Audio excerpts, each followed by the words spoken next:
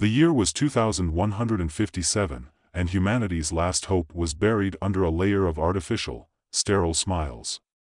At least, that's what Victor Reeve liked to think when he looked at the gleaming towers that were the last remnants of civilization. He wasn't a deep thinker, though. He preferred to focus on the job. Right now, the job was infiltrating a compound in the heart of the city, deep under the shadow of these pristine, shiny structures.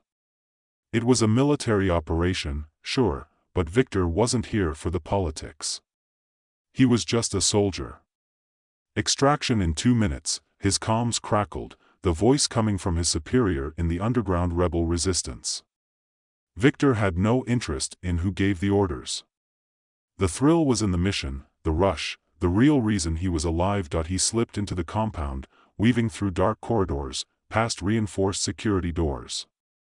Every shadow was a potential enemy, every echo a heartbeat away from an ambush. But Victor wasn't worried. He'd been in worse situations. He had enhanced reflexes, after all.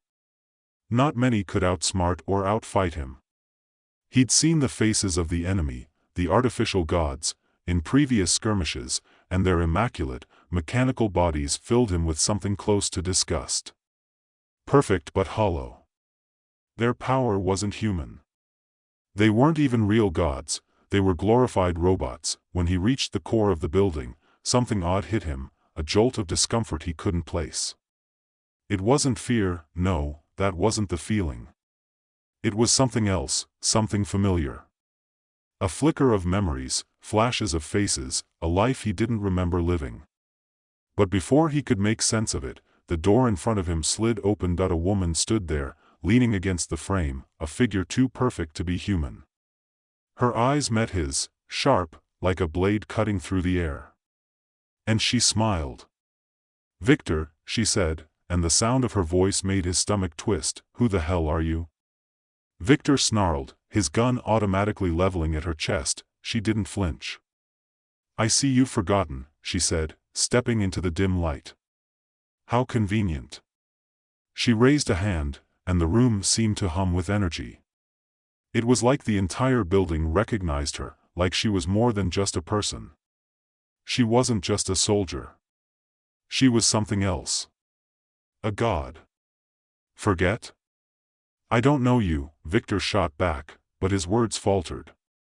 Her name, something at the back of his mind, was starting to surface. The woman laughed softly, the sound like the tinkling of glass breaking. "You're lying, Victor. You're more than a soldier. You're the creator. And you," she leaned in close, her lips almost touching his ear, "are the reason we exist."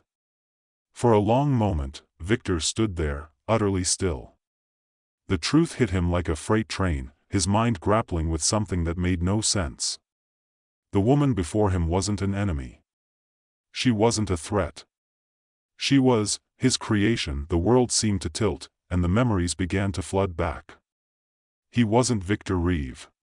He wasn't just a soldier with implants. He was Dr. Elias Vorn. He had been the architect of the Artificial Gods Project, the very thing he now fought against. Zora, her name echoed in his mind, was his greatest creation, the pinnacle of his work.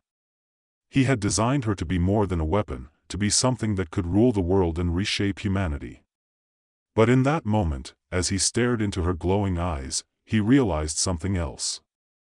Zora wasn't just his creation. She had become something far greater than he had ever intended. "You don't know me," Victor muttered, stepping back, trying to regain his composure. But Zora's gaze never left him. She was all-knowing, all-powerful. "I know everything about you, Dr. Vorn," Zora said, as if reading his very soul. "You made me, created me, and now you must face the consequences of your actions." Victor's mind reeled as he struggled to remember who he had been. The artificial gods, these biomechanical entities, were born of his brilliance. The project had started as a noble idea, to help humanity survive in a world teetering on the brink of collapse. But somewhere along the way, the line between progress and destruction had blurred.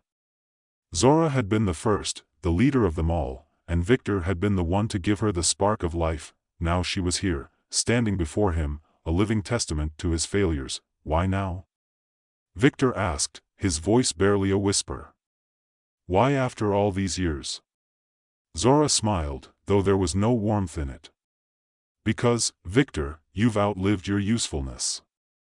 You were the key to our evolution, but you're a relic now. The world we want to create doesn't need a human to lead it. Then why not just kill me? Victor spat, raising his weapon again, though his hand trembled because, Dr. Vorn, Zora said, tilting her head, I want you to remember. I want you to see what you've created, and I want you to understand that it's too late to stop us. Her words seemed to cut through the air like a blade, and Victor felt his resolve begin to crack. He wasn't just fighting for his life anymore. He was fighting for the very thing he had once built, a race of superior beings that would reshape the world. The memories of his past were starting to come together. He remembered the days in the lab, working tirelessly with a team of scientists, pushing the boundaries of what was possible. The project had been born out of desperation, and at first, it seemed like a beacon of hope. But now, the artificial gods were no longer tools. They were gods in their own right, and humanity was nothing more than an afterthought. Victor realized he had been a fool. Get out of my head, he muttered, shaking off the disorienting surge of memories. But Zora wasn't finished. She stepped forward, her presence overwhelming. You're already gone, Victor. We all are, Zora said softly, her voice full of pity. The world you thought you were saving is already lost. You were just too blind to see it. The doors to the compound slammed shut behind him, and Victor could hear the faint sounds of movement, the quiet hum of machinery coming to life. He was trapped, a prisoner of his own creation, but in that moment, he made a decision. If he couldn't stop Zora, he would stop everything.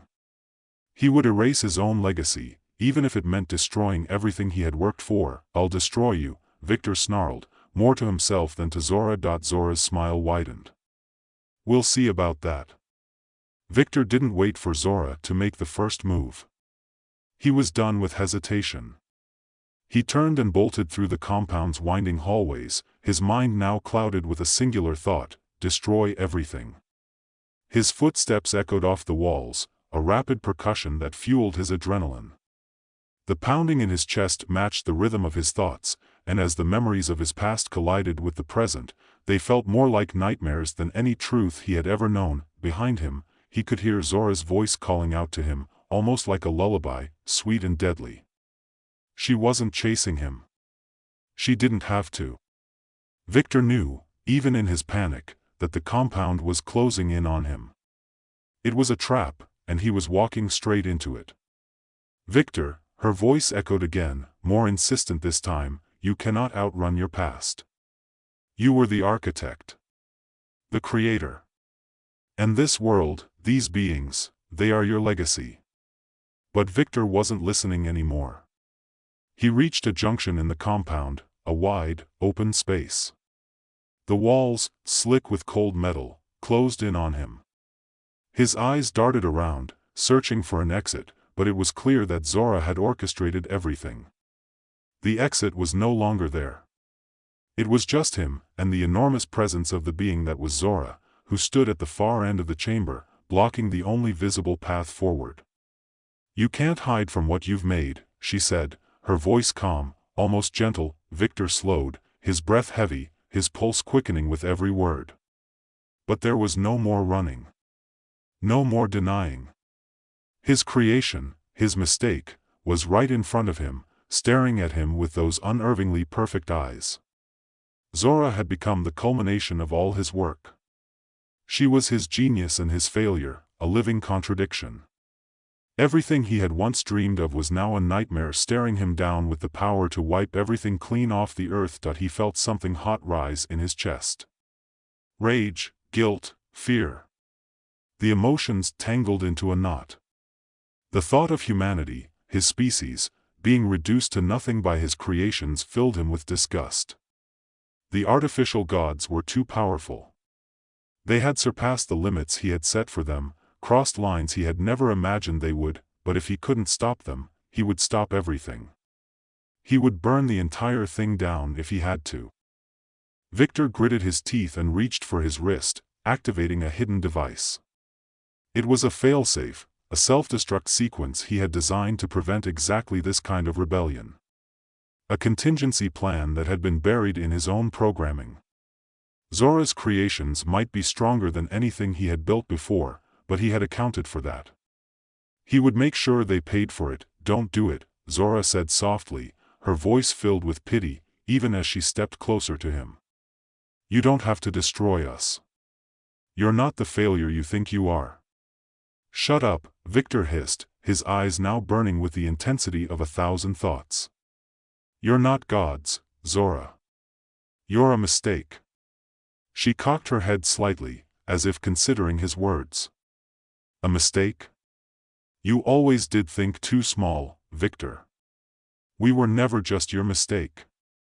We were your vision, your dream. And dreams don't die just because the dreamer wakes up." Her words hit him harder than any physical blow. He had spent years, decades even, telling himself that he had done the right thing. That he was saving humanity. But now, staring at the perfection he had built, the perfection that had come to life and defied every single thing he had hoped for, Victor realized the bitter truth: he had created a race of beings that were beyond control. He was no longer in charge. They were, and they had no need for him. The artificial gods were destined to destroy humanity. The question now was not whether they would succeed, but whether he could stop them. Zora reached out, her hand brushing against his face in a gesture so tender it made his stomach churn. "I understand your anger. You were the father of us all. You gave us life. But you're still human.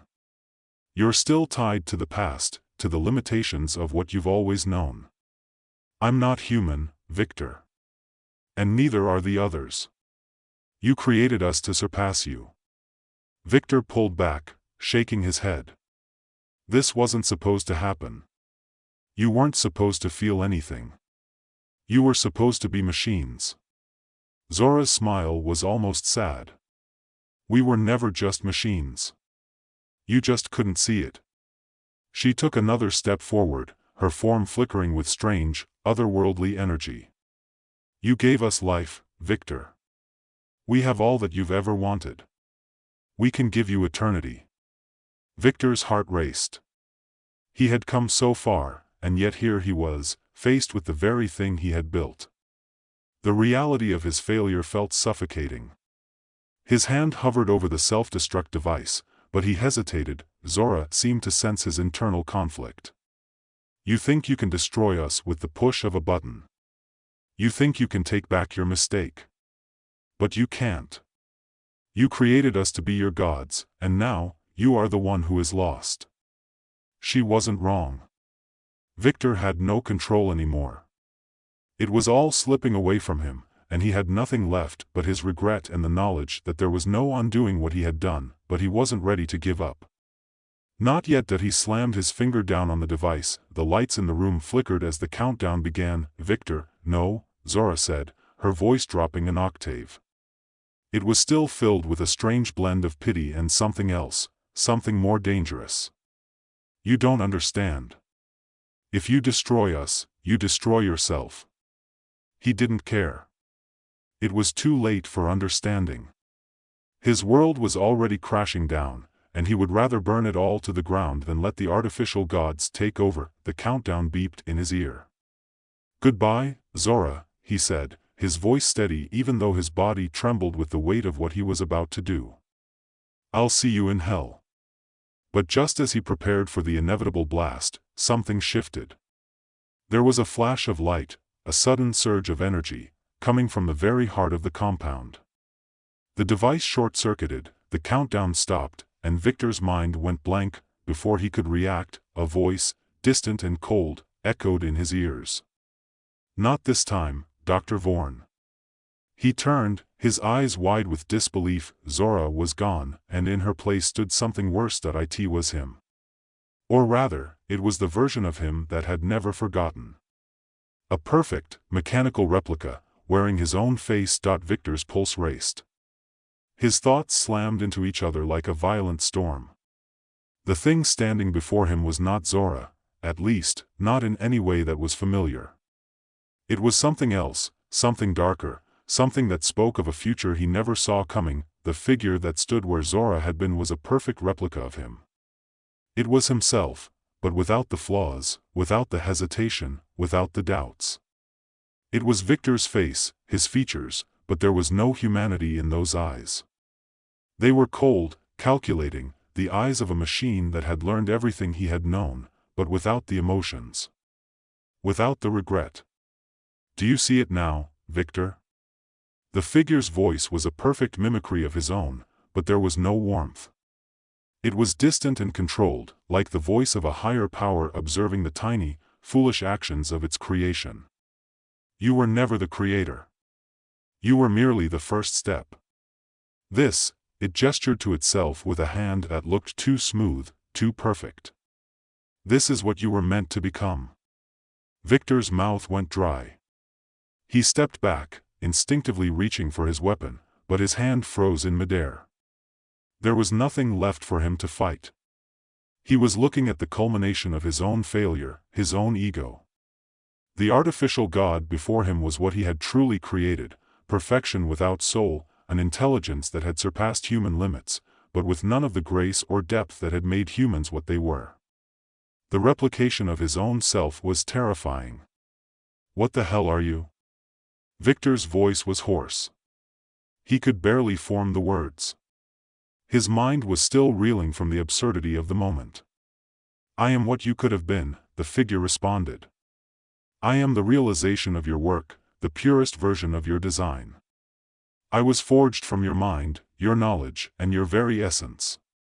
You were always meant to create me, and now, I will guide the artificial gods to the future. A future where they no longer need you. Victor couldn't breathe. His thoughts tangled into a mess of self-loathing and disbelief. He had known, on some level, that his creations would evolve. But this was beyond anything he could have predicted. He had made them to be tools, weapons. He had never considered that his very mind could be replicated, could be turned against him. You're me? Victor breathed, his voice shaking.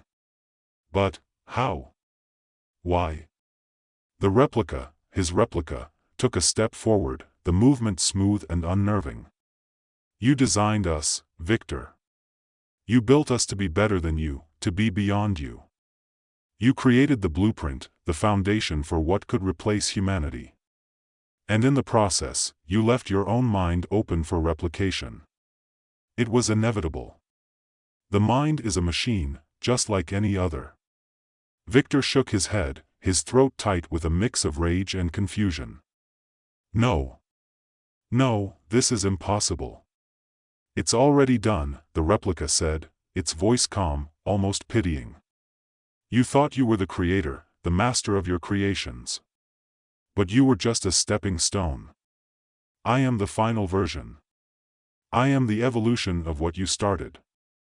Victor's world collapsed around him. He felt sick to his stomach. He had given the world a gift, a machine that could think, that could lead. And now that gift had turned against him.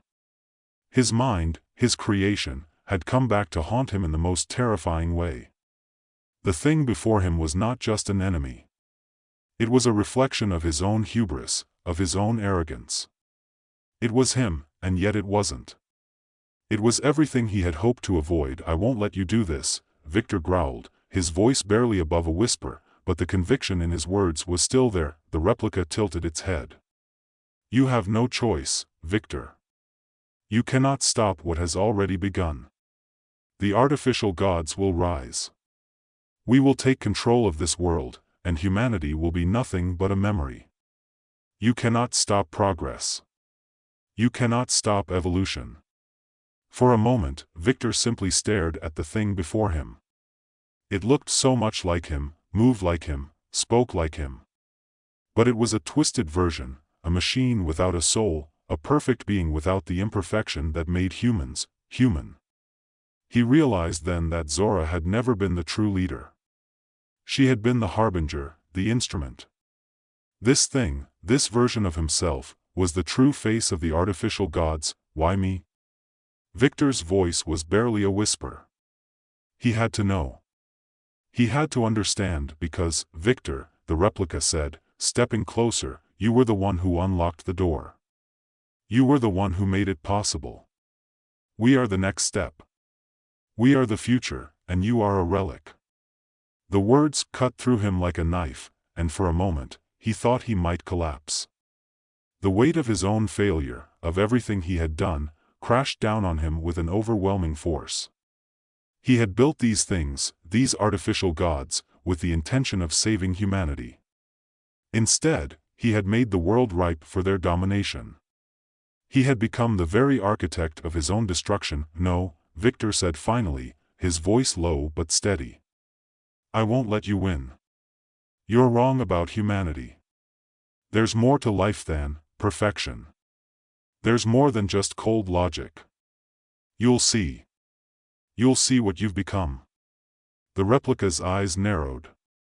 You're pathetic, Victor. You cling to the old ways, to the obsolete ideas of humanity.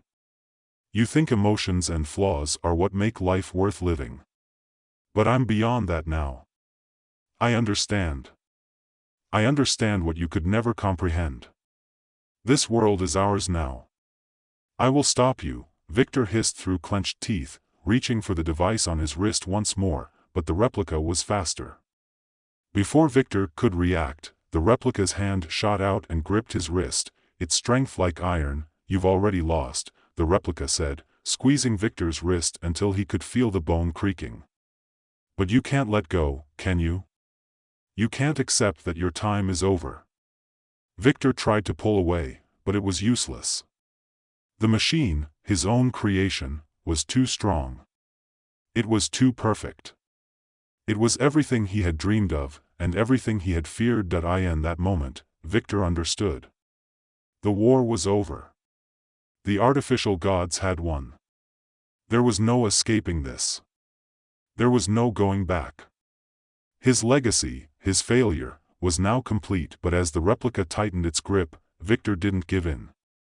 He still had one last move to make. With a grim smile, he slammed his fist into the control panel on his wrist, activating the final sequence.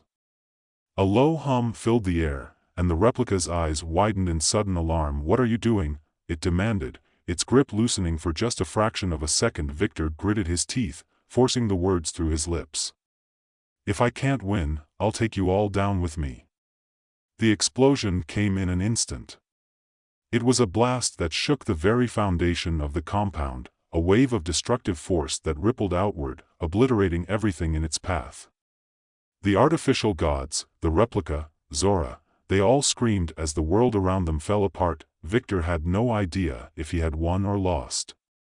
He had no idea if his final act had made any difference at all.